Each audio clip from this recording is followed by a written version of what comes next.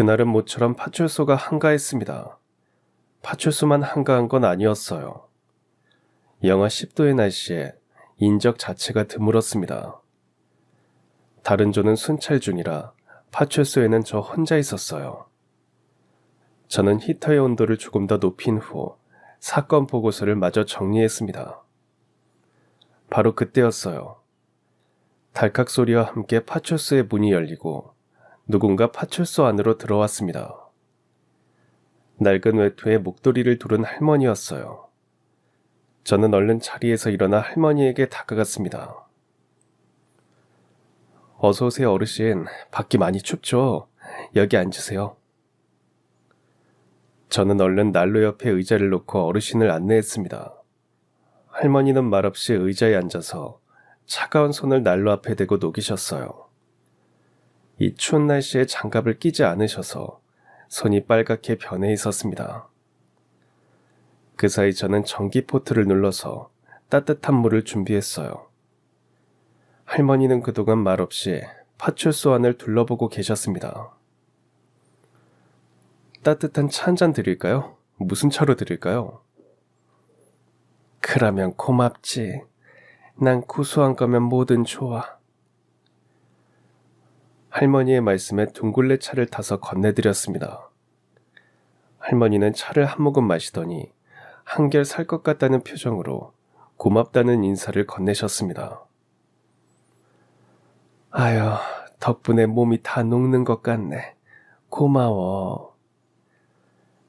아니에요. 천천히 드시고 더 필요하면 편하게 말씀해 주세요. 고마워. 경찰 총각이 아주 사근사근하니 친절하네. 할머니는 제 말에 빙긋 웃으셨습니다. 저도 마주 웃었어요. 이 추운 날 무슨 일로 나오셨어요? 폐지 주우러 나왔는데 오늘따라 영 눈에 안 보이더라고.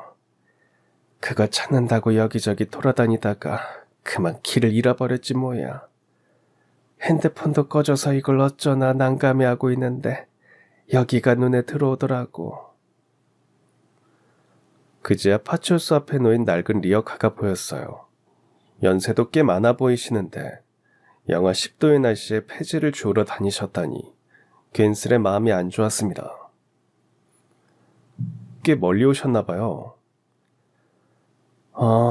아무래도 그런 것 같아. 골목골목 생각 없이 걷다 보니 얼마나 온 건지도 모르겠네. 아유, 나이가 들어서 그런가 모든 게 가물가물해.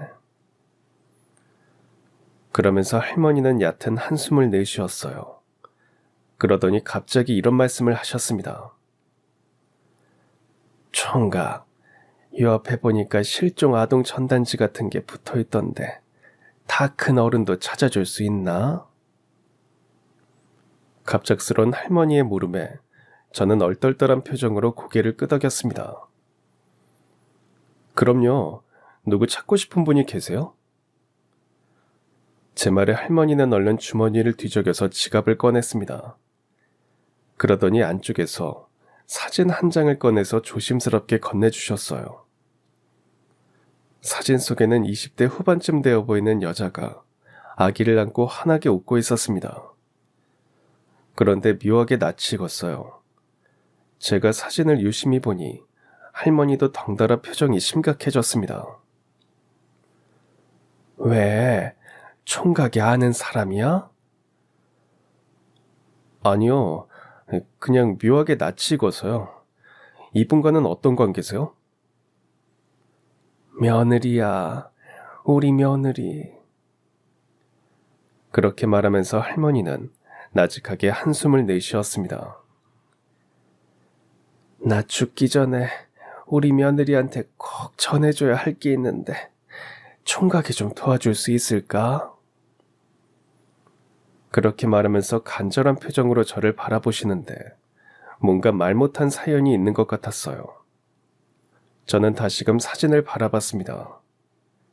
얼마 후 그 사진의 정체를 알았을 때 저는 물론 온 가족이 눈물바다가 될 줄은 꿈에도 모른 채 말이죠. 그 기막힌 사연을 얘기하려면 먼저 아내와의 첫 만남부터 얘기해야 할 것 같습니다. 그게 이 모든 사연의 시작이라고 볼 수 있으니까요.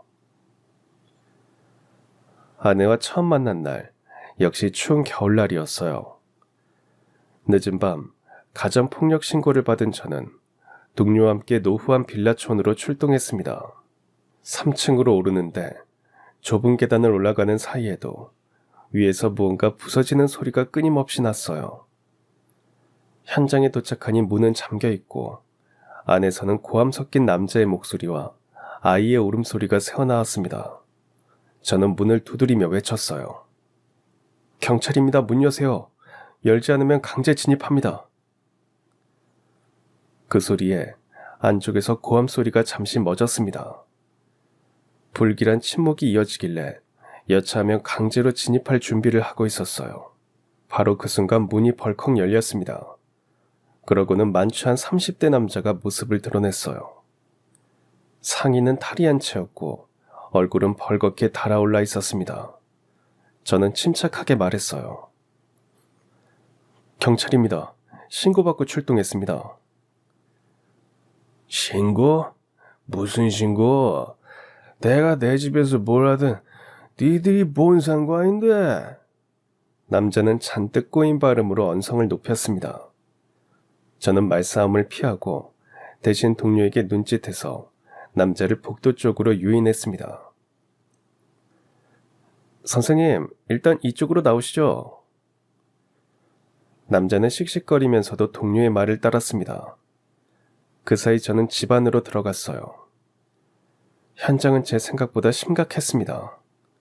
집기류들이 부서져서 바닥에 나뒹굴고 있었어요. 피해자로 보이는 여성은 4-5살 정도 돼 보이는 아이를 끌어안고 안방 구석에 앉아 바들바들 떨고 있었어요. 저는 조심스레 2사람 앞에 다가가서 무릎을 굽히고 말했습니다. 경찰입니다. 괜찮아요. 이제 다 끝났습니다. 안심하세요. 여자는 제 말에 그제야 고개를 들어 저를 바라봤어요. 남자가 휘두른 폭력에 얼굴이 엉망이 되어 있었습니다. 바로 그때였어요. 뒤쪽에서 인기척이 느껴져서 고개를 돌리자 제 또래의 여성이 서 있었습니다. 단정하게 머리를 묶고 등에는 커다란 백팩을 메고 있었어요. 가슴에는 민간 피해자 보호 상담사라는 명찰을 부착하고 있었습니다. 기관에서 파견된 피해자 보호 요원이었어요.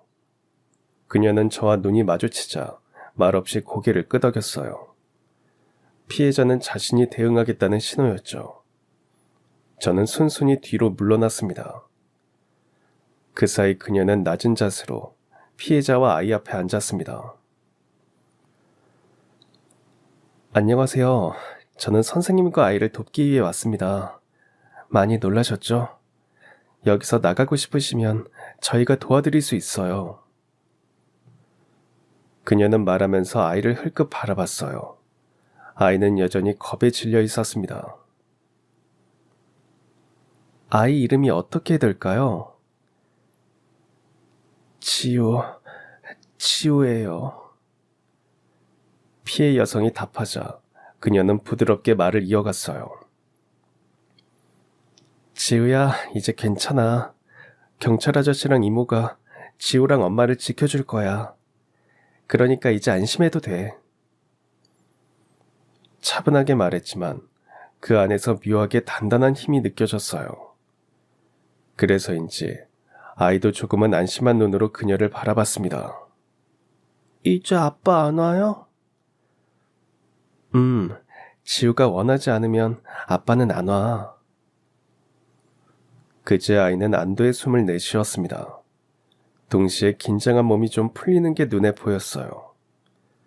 그녀는 백팩에서 작은 핫팩 하나와 사탕 몇 개를 꺼내서 아이 앞에 내밀었습니다. 이거 먹을래? 지우는 어떤 맛을 제일 좋아해? 저는 딸기 맛이요. 정말? 이모도 딸기 맛을 제일 좋아해. 그럼 이거 지우 줄게. 이것도 손에 꼭 쥐고 있어.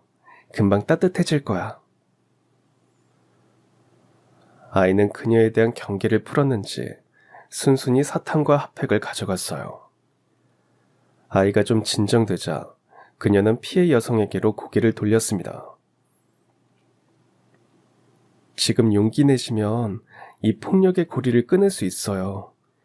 병원, 쉼터, 그리고 아이 학교까지 저희가 연결해 드릴 수 있습니다. 그녀의 말에 피해 여성의 눈동자가 흔들렸습니다. 그녀는 떨리는 피해 여성의 손 위로 조심스레 자신의 손을 포개며 온기를 더해줬습니다. 단 한 번의 결심이면 됩니다. 아이를 위해서라도 한 번만 용기를 내주세요. 그녀의 진심 어린 말에 결국 피해 여성은 작게 고개를 끄덕였습니다. 그 모습을 보는데 눈을 뗄 수 없었어요. 살면서 그렇게 고요하고 단단한 느낌을 주는 사람은 처음이었거든요. 그게 바로 아내와의 첫 만남이었습니다. 아내와의 만남은 그걸로 끝나지 않았어요. 며칠 후 가정폭력 사건과 관련된 사례 회의가 파출소 옆 주민센터에서 열렸거든요. 그곳에서 아내를 다시 만났습니다. 회의실 문을 열자 첫 번째 자리에 아내가 앉아 있었어요. 저희는 간단하게 목인사를 나눴습니다. 아내의 책상 위에는 피해자 지원 계획서와 그녀가 손으로 직접 정리한 사례 노트가 놓여 있었어요.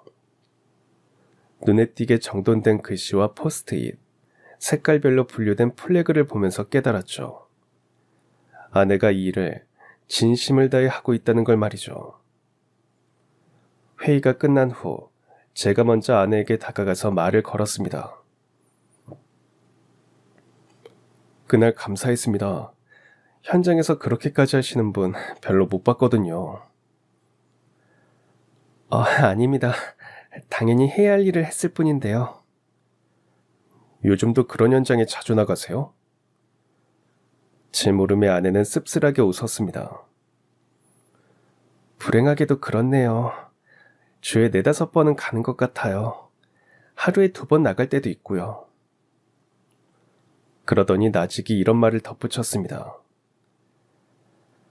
아이들이 제일 안 됐죠. 애들은 금방 잊는다고 쉽게들 말하는데 절대 안 그렇거든요. 그런 기억은 뇌리에 깊이 각인돼요. 평생 잊혀지지 않죠. 차분하게 말했지만 그 속에서 어떤 분노 같은 걸 느낄 수 있었어요. 그 후로 몇 번 더 가정폭력 현장에서 아내를 만났습니다. 저는 아내에게 먼저 호감을 표했고 자연스럽게 연인 사이로 발전할 수 있었습니다. 아내와 사귀고 반년쯤 지났을 때 아내가 자신의 유년 시절을 털어놓았어요. 알고 보니 아내는 가정폭력 사건의 피해자였습니다. 아빠가 매일 폭력을 휘두르면서 하던 말이 뭔지 알아? 너 때문이야. 너 때문에 내 인생이 이렇게 엉망진창이 되었어. 그렇게 말하면서 아내는 쓰게 웃었어요. 엄마가 나를 가지면서 2분이 결혼하게 되셨나 봐. 원치 않았는데 나 때문에 한 집안의 가장이 됐다. 뭐 그런 논리였지. 그게 왜 당신 때문이야? 그러니까. 근데 어릴 때는 그 모든 불행이 진짜 나 때문에 시작된 것 같았어. 그래서 피해 아동들한테 내가 꼭 해주는 말이 있어. 네 잘못이 아니라고. 넌 절대 잘못한 게 아니라고. 하루에 한 번은 꼭 말해주려고 해. 자신과 같은 아이들을 돕기 위해 아내는 상담사라는 직업을 택한 거였어요. 저 역시 어느 정도 사명감을 갖고 경찰 일을 시작했지만 아내에 비할 바는 못됐죠. 그래서인지 가끔은 아내가 존경스러웠습니다. 2년 넘게 연애를 이어가니 저희 집에서 먼저 결혼 이야기가 나왔습니다.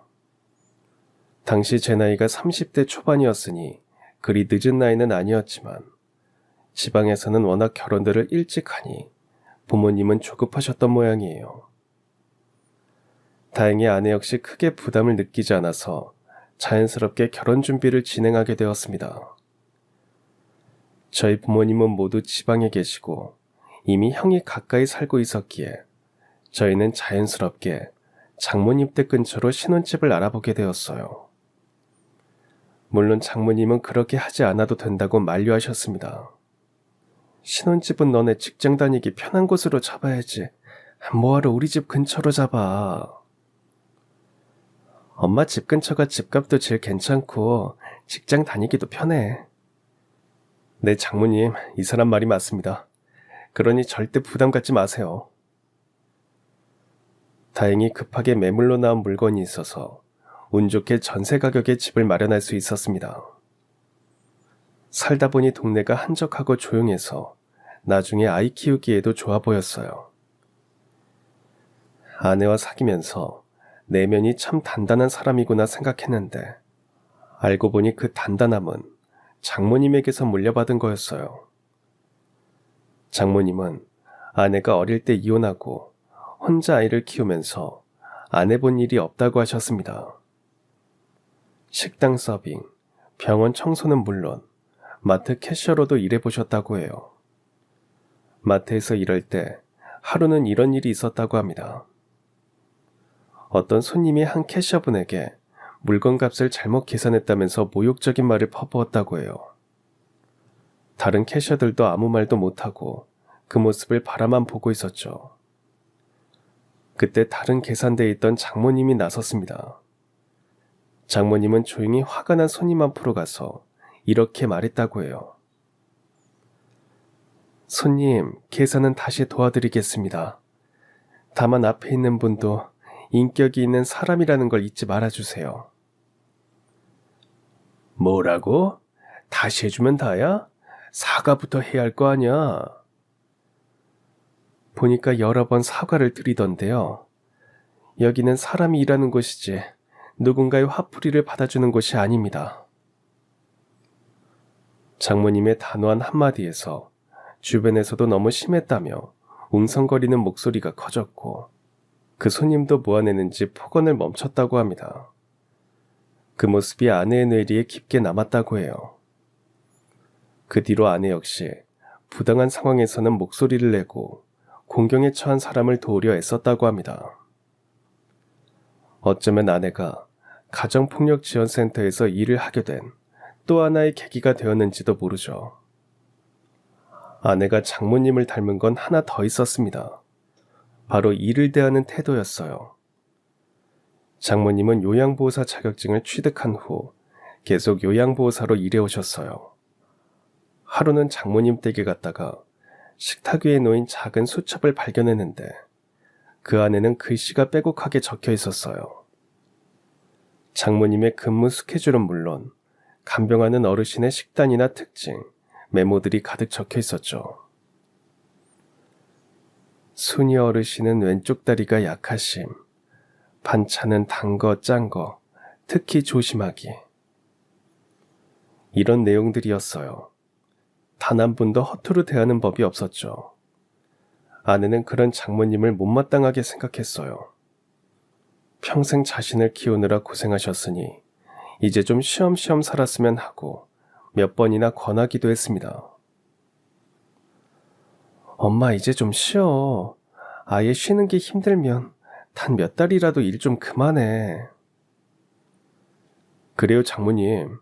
생활비는 저희가 보탤 테니 쉬시면서 병원도 다니시고 이 사람이랑 여행도 다니고 그러세요.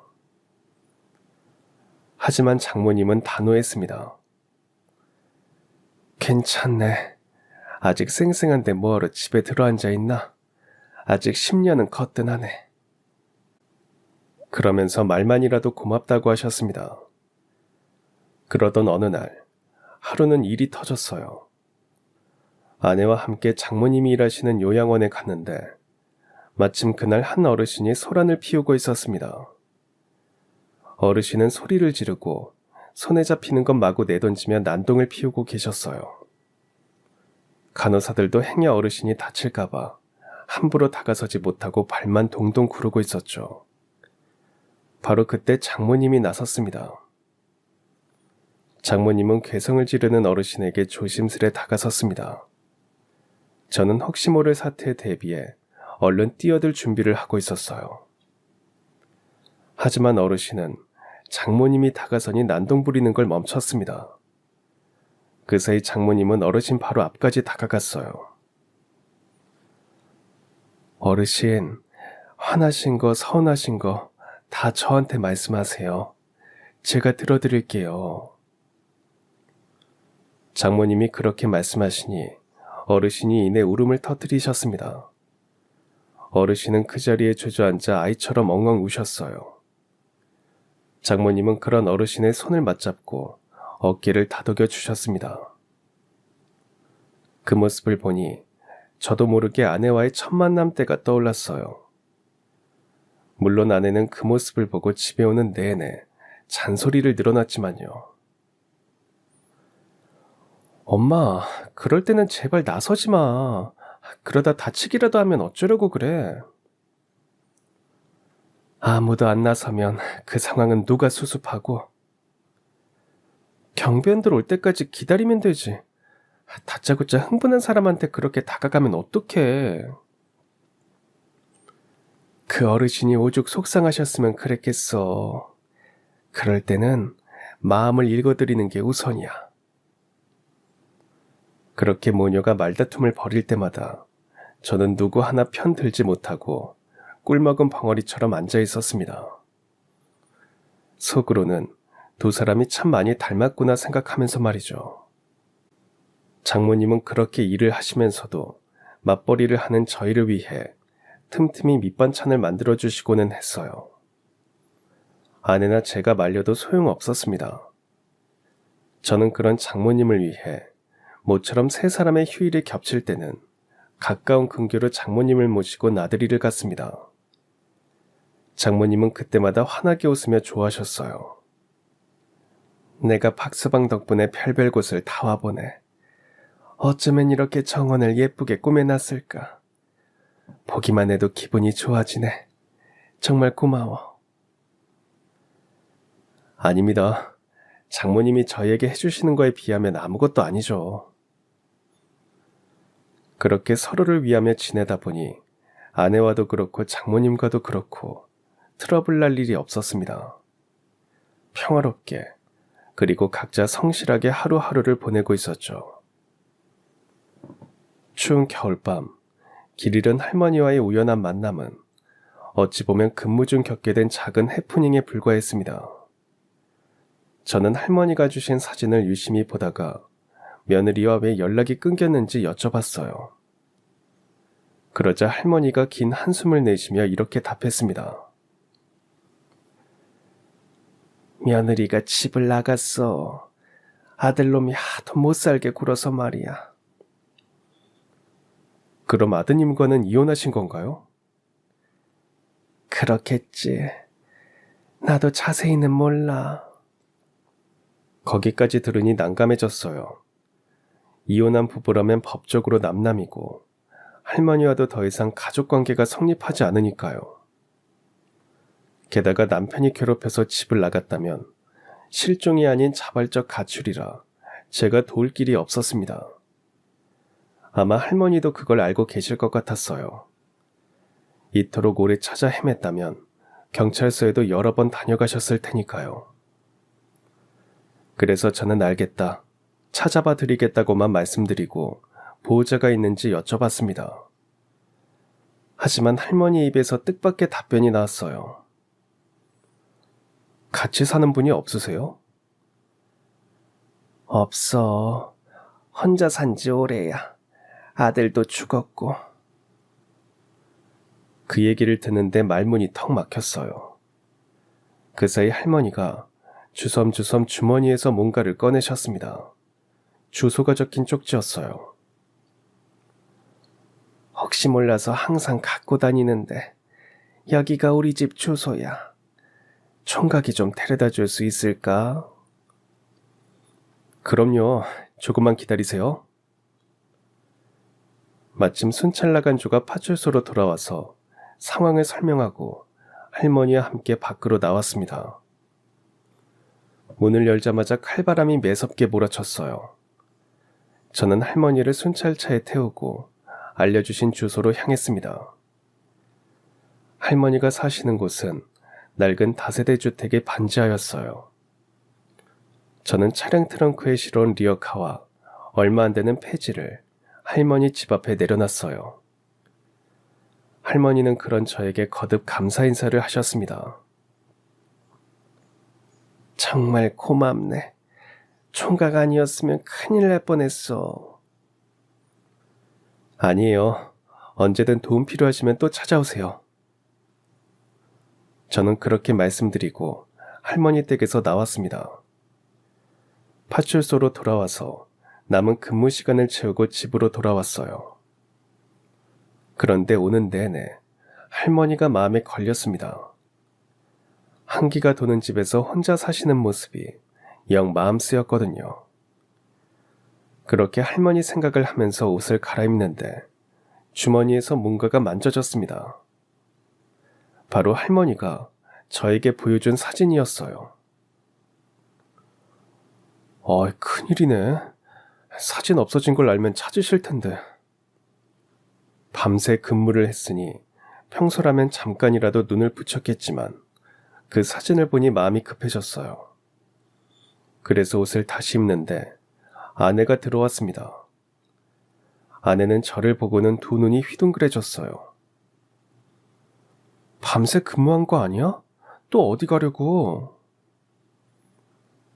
저는 아내에게 간밤에 있었던 일을 간략하게 설명해 줬습니다. 그러자 아내가 같이 가겠다고 나섰어요. 한숨도 못 잤는데 그 상태로 운전하면 위험하지. 내가 운전할게.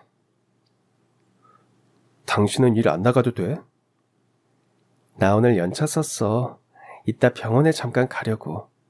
며칠 전부터 이가 너무 아파서. 그래주면 나야 너무 고맙지. 그렇게 아내와 대화를 나누며 화장대 위에 놓아둔 사진을 챙기려는데 그 사진을 본 아내가 소스라치게 놀랐어요. 저는 아내의 반응에 얼떨떨한 표정으로 바라봤어요. 뭐야, 당신이 왜 그 사진을 갖고 있어? 그 사진 어디서 구했어? 왜 그래? 아는 사람이야? 제 물음에 아내 입에서 정말 상상치도 못한 답변이 튀어나왔습니다. 당연히 알지. 엄마랑 내 사진이잖아. 생각지도 못한 답변에 저는 깜짝 놀라서 사진을 바라봤어요. 묘하게 낯이 익다 싶었는데 다름 아닌 장모님의 젊을 적 사진이었던 겁니다. 저는 너무 놀라서 말까지 더듬어가며 물었어요. 그럼 이 장모님이 안고 있는 이 아이가 당신이란 말이야? 맞아. 세상에 이런 일이 있다니. 저는 어안이 벙벙한 표정으로 아내를 바라봤어요. 아내는 아직 상황을 파악하지 못하고 영문을 모르겠다는 표정으로 저를 보고 있었죠. 저는 겨우 입을 열었습니다. 이 사진이야. 할머니가 나에게 보여줬다는 사진이. 뭐? 그럼 그 할머니가 우리 친할머니라는 거야? 그렇겠지. 사진 속 여자가 며느리라고 했으니까. 아내 역시 뜻밖의 진실에 당황했어요. 할머니가 이제 와서 왜 우리 엄마를 찾아? 그건 나도 모르겠어. 꼭 전해줘야 할 게 있다고만 하셔서. 제 말에 아내의 표정이 심각하게 변했어요. 저 역시 뜻밖의 상황에 아무 말도 못하고 아내만 바라봤습니다. 아내는 이 사실을 장모님께 알려야 할지 말지 고민하는 듯 했어요. 저는 조심스럽게 제 의견을 전했습니다. 이렇게 알게 된 이상 말씀드리는 게 맞지 않을까? 만날지 만나지 않을지는 장모님이 결정하시면 되는 거니까. 그래, 당신 말대로 하자. 아내는 제 의견에 동의했습니다. 그렇게 저와 아내는 장모님 댁으로 향했어요. 공교롭게도 그날은 장모님 역시 쉬는 날이라 집에 계셨습니다. 장모님은 저희가 말도 없이 찾아오자 깜짝 놀라셨어요. 그러다 심각한 저희 표정을 보고는 무슨 일이 있냐고 물으셨죠. 저는 간략하게 지난밤에 있었던 일을 말씀드렸습니다. 그러면서 할머니가 건넨 사진을 장모님께 보여드리자 장모님의 안색이 확 변했어요. 이 사진을 아직도 갖고 계셨단 말이야? 네, 지갑 안에 늘 갖고 다니셨던 것 같아요. 장모님은 제 말을 듣고는 긴 한숨을 내쉬셨습니다. 그러더니 푸념처럼 이렇게 말씀하셨어요. 아휴, 사람 인연이라는 게 이렇게 질기네. 끊어졌다고 생각했는데 어머님께서 이렇게 붙들고 계실 줄이야. 장모님의 말에 저나 아내나 표정이 어두워졌어요. 남편에 대한 감정이 안 좋으시니 당연히 시어머니에 대한 감정도 안 좋을 거라고 예상했지만 막상 그런 소리를 들으니 괜히 알려들었나 싶었습니다. 굳이 안 만나셔도 괜찮습니다. 지금은 법적으로 남남인 상태라 할머니께서 장모님을 찾을 방법은 없으세요. 아닐세, 내가 죄송해서 그래. 그렇게 말도 없이 사라진 나를 여태 찾아다니셨다니. 그러면서 장모님은 눈물을 훔치셨어요. 늘 강인한 모습만 보아왔는데 장모님의 뜻밖의 모습에 저나 아내나 당황했습니다. 장모님은 복받쳐 오르는 감정을 다스리며 힘들게 과거 이야기를 들려주셨어요. 바로 장인어른과의 일들이었죠. 지은이 아빠 말일세. 원래는 그런 사람이 아니었어. 참 다정한 사람이었지. 그런데 그놈의 술이 문제였어. 장인어른은 원래 술을 즐기지 않으셨다고 합니다. 그래서 아내가 막 태어났을 때까지는 큰 문제가 없었다고 해요. 하지만 친한 친구에게 사기를 당하고 모아놓은 돈을 모두 날린 후로는 사람이 점차 변해갔다고 합니다.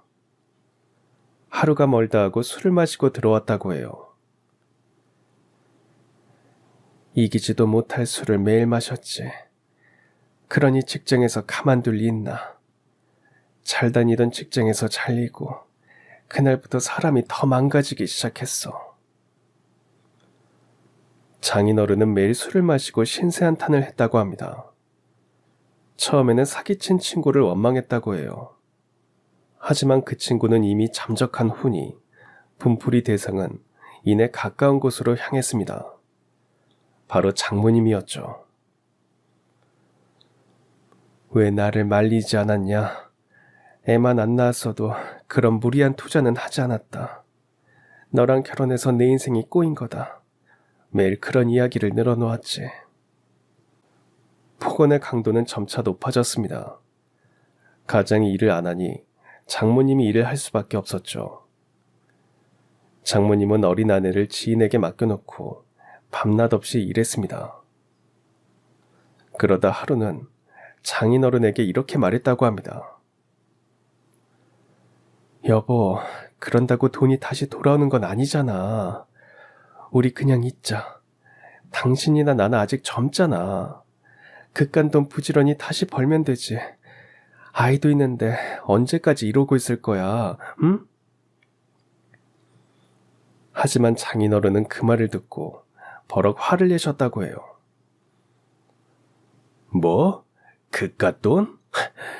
네가 번 돈 아니라고 그렇게 쉽게 말해? 아니 여보, 나는 그런 뜻이 아니라. 돈 몇 푼 벌더니 이제 남편이 우스워? 응? 우습냐고? 장모님은 좋은 뜻에서 한 말인데 장인어른은 불같이 화를 내셨다고 해요. 그리고 처음으로 장모님을 때렸다고 합니다. 장모님은 지금도 그날의 일을 두고두고 후회하고 계셨어요.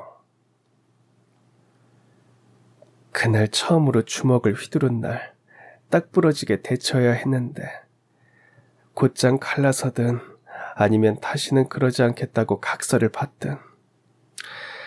근데 당시에는 내가 물러 터져서 그러지를 못했어. 그게 아직도 두고두고 후회가 돼.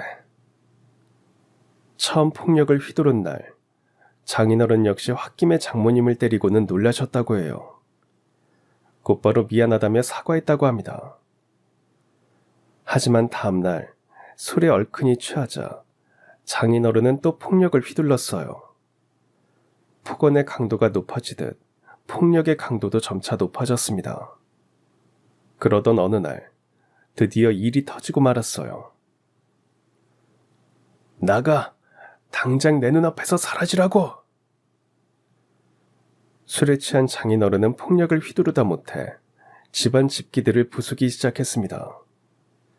장모님은 아이가 다칠까봐 어린 아내를 품에 안고 얼른 집 밖으로 나왔어요. 대문을 나선 후에야 영하에 가까운 한겨울임을 깨달았다고 합니다. 장모님은 행여 아이가 추울까봐 입고 있던 외투까지 벗어서 아이를 꽁꽁 감싸 안고 집안의 소리가 잦아들기를 기다렸다고 해요. 난동을 부리다가 장인어른이 제풀에 지쳐 잠들기를 기다렸던 거죠. 바로 그때였습니다. 시골에서 시어머니가 올라오셨다가 그 모습을 보고만 거죠. 시어머니는 엄동설 안에 맨발로 나와 대문 앞에서 떨고 있는 장모님을 보고는 깜짝 놀라셨습니다. 아니, 이 추운 날 왜 양말도 안 신고 그렇게 밖에 나와 있어? 애비는? 장모님이 차마 말을 못하고 머뭇거리고 있는데 안에서 무언가 우지끔 부서지는 소리가 들렸습니다. 시어머니는 들고 온 짐도 내팽개치고 당장 집 안으로 들어갔어요. 그러고는 고성이 들려왔다고 합니다. 네 놈이 인간이야? 술 먹고 개가 된 네 놈이 집을 나가야지. 왜 불쌍한 마누라랑 자식을 내쫓아? 당장 나가. 제정신 차리기 전까지는 집에 발도 붙일 생각 마라. 시어머니는 술에 취한 장인어른을 외투도 안 입히고 내쫓았다고 해요. 그리고 장모님과 아내를 얼른 안으로 들였다고 합니다. 어머님, 제가 치울게요. 아니다. 넌 지은이랑 안방 들어가서 몸 좀 녹이고 있어라. 여긴 내가 정리하마. 그렇게 시어머니는 장모님을 안으로 들이고 집안을 싹 정리하셨다고 합니다. 그것도 모자라서 시골에서 바리바리 쌓은 식재료들로 밥상까지 차려주셨다고 해요. 장모님은 남편에게 맞아 부은 얼굴을 들키지 않으려 고개조차 제대로 못 들었다고 해요. 그런 장모님을 보면서 시어머니는 깊은 한숨을 내쉬었다고 합니다. 애미야, 내가 정말 널 볼 면목이 없구나. 내가 아들을 잘못 키웠다. 정말 미안하다. 아니에요, 어머님. 시어머니는 행여 장인어른이 다시 와서 난동을 피울까봐 며칠 집에서 머무셨다고 해요. 그리고 장인어른이 술이 깨서 들어오자 앞에 앉혀놓고 엄하게 꾸짖었다고 합니다. 세상에서 제일 한심한 놈이 자기보다 약한 사람을 괴롭히는 놈이다. 하물며 가장 아끼고 챙겨줘야 할 자기 마누라를 때리는 놈은 더 말할 것도 없지. 한 번만 더 이런 일이 일어나면 그때는 호적에서 파버릴 테니 그리 알아. 시어머니는 자기 아들이 못 믿어온지 다시는 그러지 않겠다는 각서까지 받았다고 해요. 그러고도 며칠 더 머무르시다가 시골로 내려가셨다고 합니다. 시어머니가 그렇게까지 신신당부해서인지 한 달 정도는 장인어른도 잠잠하셨다고 해요. 하지만 결국 또 술에 손을 댔고 폭언과 폭력도 다시 시작됐습니다. 물론 장모님도 그냥 당하고 계셨던 것만은 아닙니다. 도저히 안 되겠다 싶어서 하루는 경찰에 신고도 해봤다고 해요. 20분쯤 지나서 경찰 2명이 문을 두드렸고 장인어른이 문을 여셨다고 합니다. 신고받고 출동했습니다. 아유, 저 사람이 또 유난을 떨었구만. 바쁜 분들 힘드시게. 아시잖아요. 부부끼리 일인 거. 그러자 경찰은 흘끔 문 안쪽을 봤다고 해요. 뭐 다툼이 좀 있으셨나 보네요. 그래도 두 분이 대화로 잘 풀고 계신 거죠? 그럼요. 얘기하다 보면 큰 소리 날 때도 있고 그런 거죠. 장인어른이 그렇게 둘러대니 장모님이 얼른 나섰습니다. 한두 번이 아니잖아요. 이러다 사람 하나 죽어나가야 그때 돼서 수습하실 건가요? 아유, 이 여자가 진짜. 이러니까 내가 손이 올라가지. 대화로 풀자고 했잖아. 장인어른이 소리치자 두 경찰은 고개를 내저었다고 해요. 선생님은 일단 술부터 좀 줄이시고요. 사모님도 남편이 경찰한테 잡혀가는 건 원치 않으시죠? 애 앞에서 보기 안 좋잖아요. 서로 조금씩 양보하고 참으면서 사셔야죠. 그렇게만 말하고는 그대로 돌아갔다고 해요. 당연히 장인어른은 경찰이 가자마자 망설임 없이 폭력을 휘두르셨죠. 이대로 살다가는 정말 죽겠구나 싶어서 장모님은 결단을 내리셨습니다. 남편이 술에 취해 잠든 틈을 타서 필요한 옷까지만 챙겨 집을 나온 겁니다. 어린 딸을 품에 안고 한쪽에는 커다란 이민 가방을 메고 집을 나오는데 그날 밤을 지금도 잊을 수 없다고 하셨어요. 행여 그 사람이 깰까봐 숨소리를 죽이고 집을 나섰어. 버스 정류장에 서서 아무 버스나 잡아타고 동네를 벗어날 때까지는 숨도 제대로 못 쉬었네. 장모님은 일단 버스 터미널로 향했다고 합니다. 그리고 지방으로 내려가는 가장 빠른 버스를 잡아탔다고 해요. 아내는 버스 안에서 눈을 떴다고 합니다. 집에서 잠들었다가 낯선 곳에서 깨어났으니 처음에 내가 겁을 먹었는지 내 품을 파고들더라고. 그러더니 여기는 어디냐고 묻는 거야. 그래서 내가 그랬지. 엄마랑 지은이랑 멀리 여행을 가는 거라고. 그랬더니 애가 뭐부터 물었는지 아나?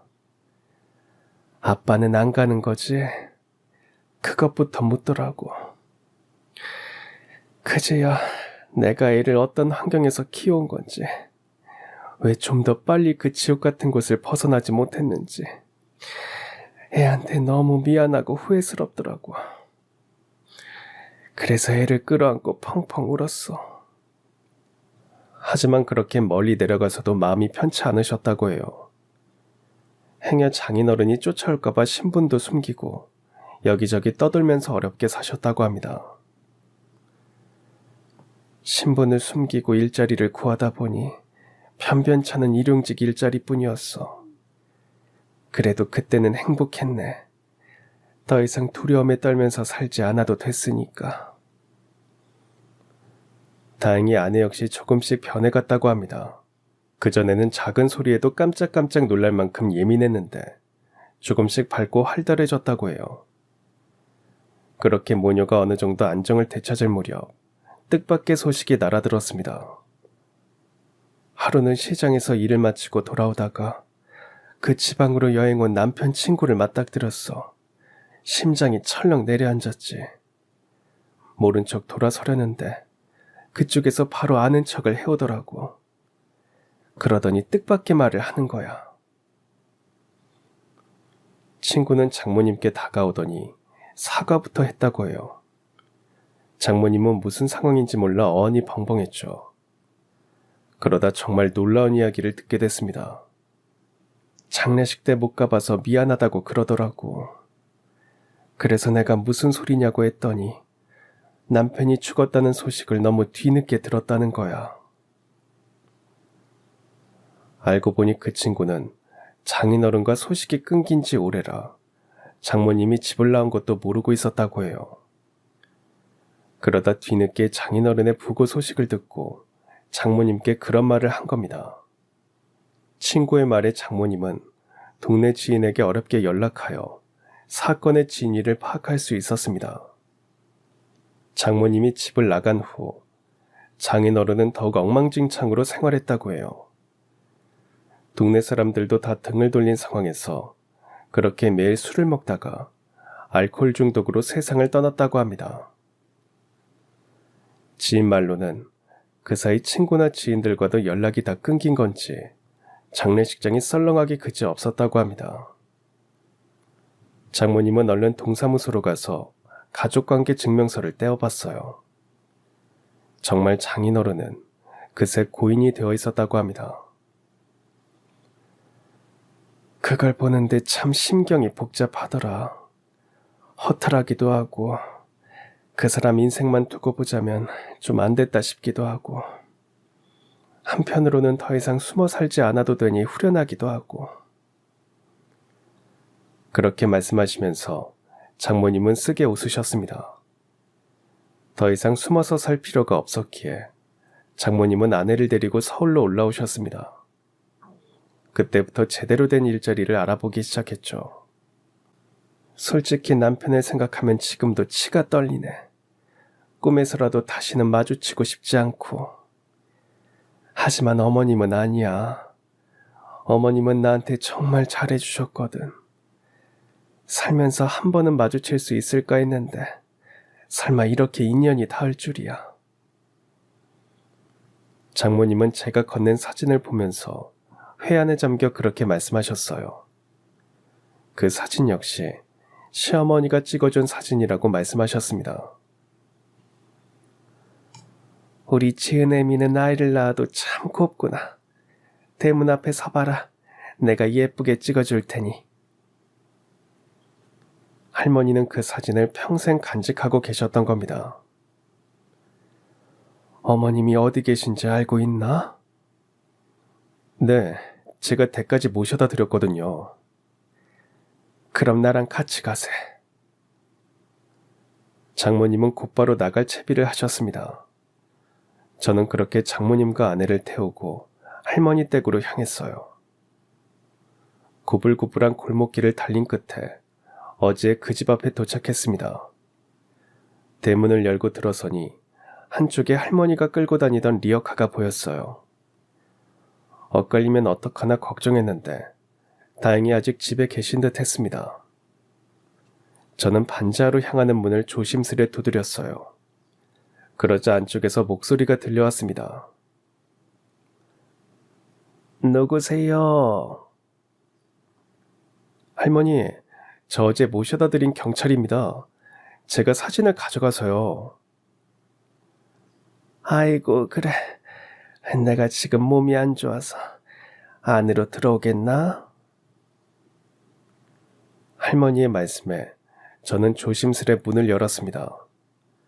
그리고 반지하로 통하는 계단을 내려갔어요. 장모님과 아내는 일단 밖에서 대기했습니다.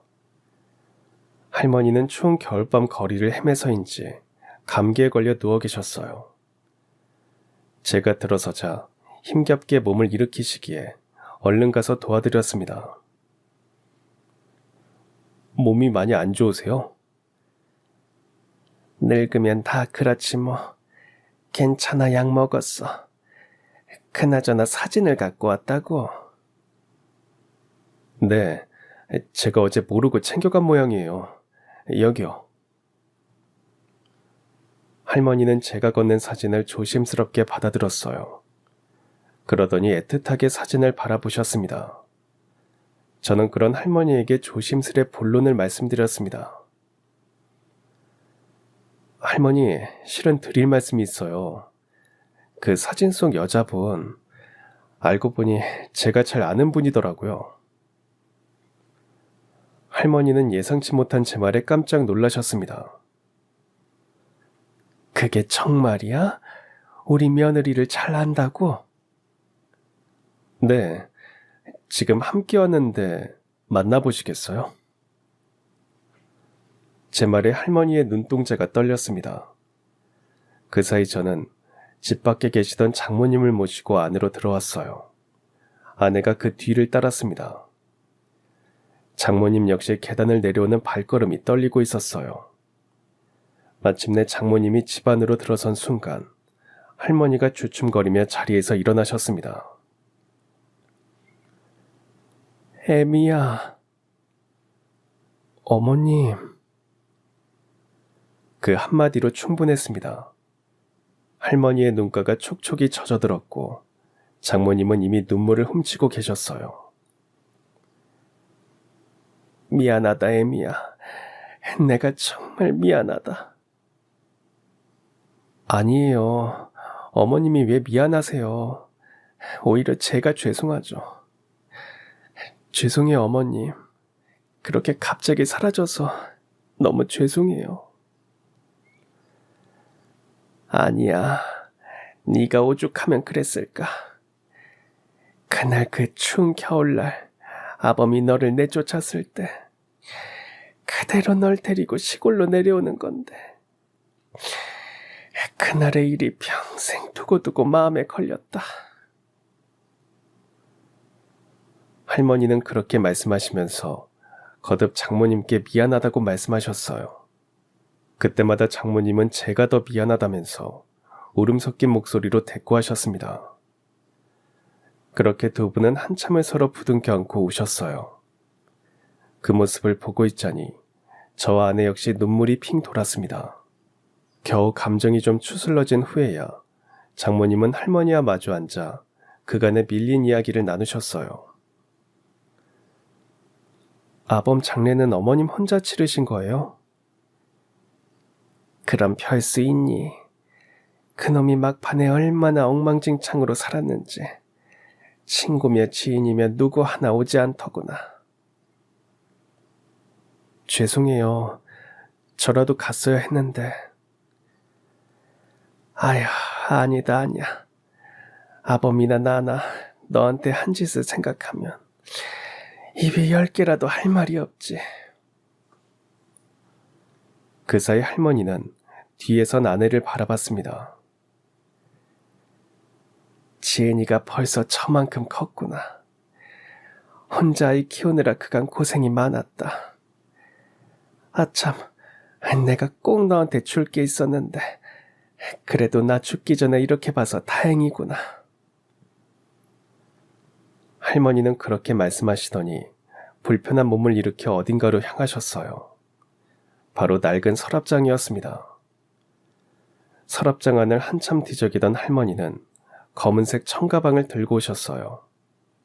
그러더니 가방을 통째로 장모님께 건넸습니다. 널 만나면 꼭 줘야지 하고 모아둔 건데 이제야 주게 되는구나. 어안이 벙벙한 표정으로 가방 안을 열어본 장모님은 깜짝 놀라셨습니다. 그 안에는 뜻밖에도 금부치가 가득했어요. 어머님, 이게 대체 뭐예요? 늙은이가 은행 일을 알아야지. 시골 땅이며 집이며 다 팔아서 모두 금으로 바꿔놨다. 그 후에도 자박자박 모았는데 얼마나 될지는 모르겠구나. 아니, 어머님이 쓰시지. 뭐하러 이걸 이렇게 모아두셨어요? 늙은이가 쓸 일이 뭐가 있다고. 지은이 키우는데 한 푼이라도 보태라고 모아놨는데 너무 늦게 전해줬구나. 그러면서 할머니는 어린 딸을 혼자 키우느라 고생이 많았다며 장모님의 손을 맞잡고 다독여줬어요. 본인은 지하 단칸방에 사시면서 며느리와 손녀를 위해 한 푼 두 푼 아껴 금부치를 모아둔 할머니를 보면서 장모님은 결국 오열하고 마셨습니다. 어머님 정말 죄송해요.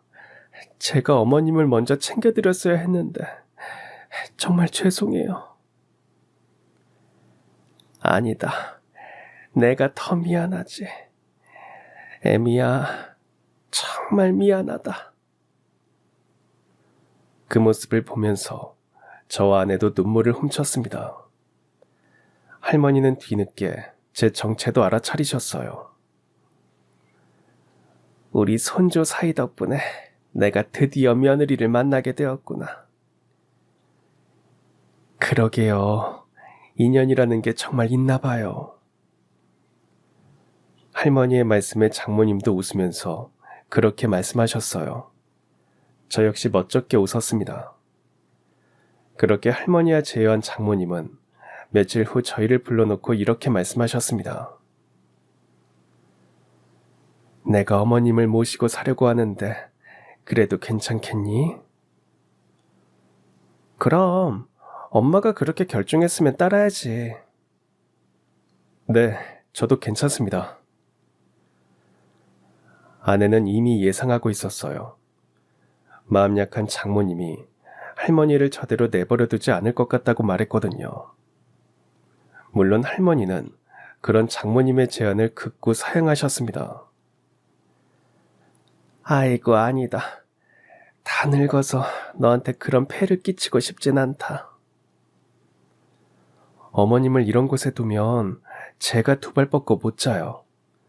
어머님이 주신 금부치가 너무 많아서 저 혼자 다 쓰지도 못하고요.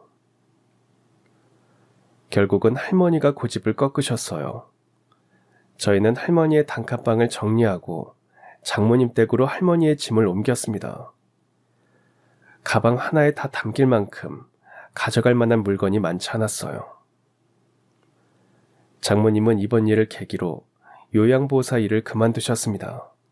할머니를 돌보기 위해서였죠. 할머니가 주신 금부치양이 워낙 많아서 두 분이 평생 먹고 살기에 큰 무리가 없다고 하셨어요. 어머님, 앞으로 저랑 맛있는 것도 먹고 좋은 것도 보러 다녀요. 알았죠? 내가 말년에 복이 터졌구나. 우리 며느리랑 이렇게 함께 있게 됐으니. 그러게요. 저도 말년 운이 좋다더니 어머님을 만나려고 그랬나 봐요. 그렇게 두 분은 모녀 사이처럼 정답게 하루하루를 보내고 계십니다. 아내 역시 장모님이 일을 그만두셔서 만족하는 눈치예요. 저도 쉬는 날에는 두 분을 모시고 이곳저곳 다니며 하루하루를 보내고 있습니다. 얼마 전에는 저희 부부에게 아기 천사까지 찾아와서 더욱 바쁜 나날을 보내고 있네요. 뱃속아이 역시 딸이라고 하니 곧 있으면 할머니와 장모님, 아내의 딸까지 네 사람이 함께 있는 모습을 볼 수 있을 것 같아요. 상상만으로도 흐뭇하게 미소가 지어지고는 합니다. 따뜻한 이야기를 주변 분들과 나누고 싶어서 이렇게 사연을 쓰게 됐네요. 오늘 제 이야기가 퍽퍽한 삶에 잠시나마 단비 같은 따스함을 전했으면 합니다. 긴 이야기 들어주셔서 감사합니다. 그럼 지금까지 사연 들어주셔서 감사합니다. 사연이 재밌으셨다면 구독과 좋아요 부탁드려요. 감사합니다. 안녕히 계세요.